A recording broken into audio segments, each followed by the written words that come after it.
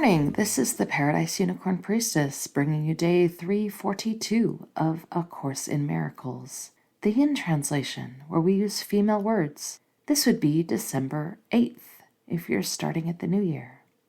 Before we go on to the lesson, we review what is a miracle, found in show notes, and then we go on to lesson 342. I let forgiveness rest upon all things, for thus forgiveness will be given me. I thank you, Mother, for your plan to save me from the hell I made.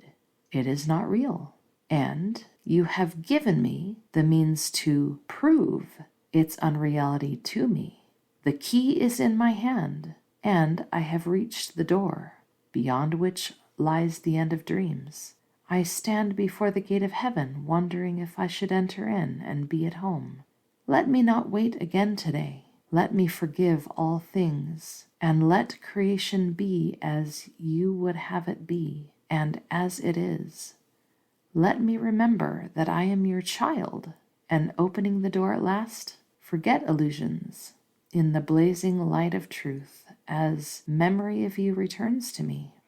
Sister, forgive me now. I come to you to take you home with me. As we go, the world goes with us on our way to God.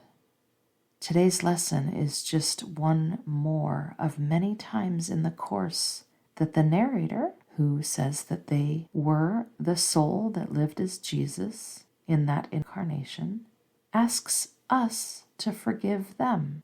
And this to me brings home the idea that I keep coming back to of what it means to take upon one's self the sins of the world. Each shard of God is being asked to take full responsibility for what they perceive in the illusion. And each of us is a part of what the narrator perceives in the illusion. The narrator continues to be a savior, continues to take upon themselves the sins of the universe. And there's that concept of, if we keep telling the story of the crucifixion, we are just continuing to crucify that soul by thinking that that is what is required to save everyone. That is not what is required.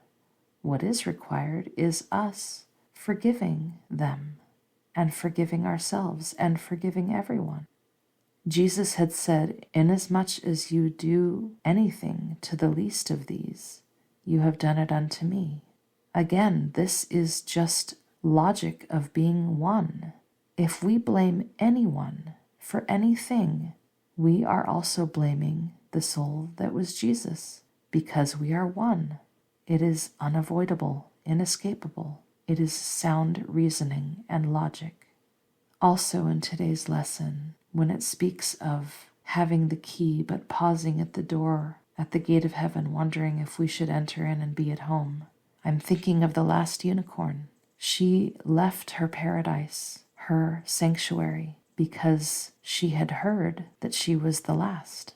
And she knew it couldn't be. She knew that the way it was supposed to be was that there were many unicorns in the world, and she had to find out what had happened to them. So she goes on a quest. That quest puts her in danger of suffering the same fate her fellows did, the Red Bull pushing them into the sea. And in order to avoid that fate, she is turned human and experiences regret and human attachment. And so when the story is resolved and she is turned back into her natural form and is ready to go home, she's afraid. She says, I have been mortal, and some part of me is mortal yet. I am the only unicorn in all the world that knows regret and love.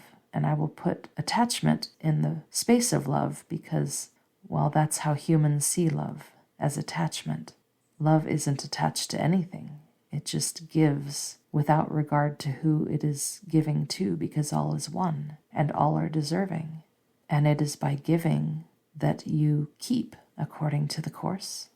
So in the end credits, we see her making the journey home, and at the threshold of her haven, her paradise, her special forest, she pauses. You can tell she's uncertain if she's still a match for her paradise.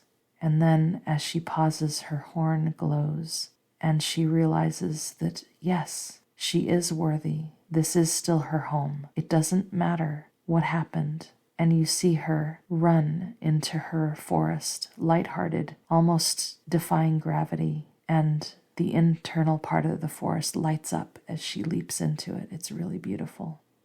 Every present moment, heaven is inviting us home and declaring us worthy and innocent, that nothing that happened in the dream matters or changes that in any way.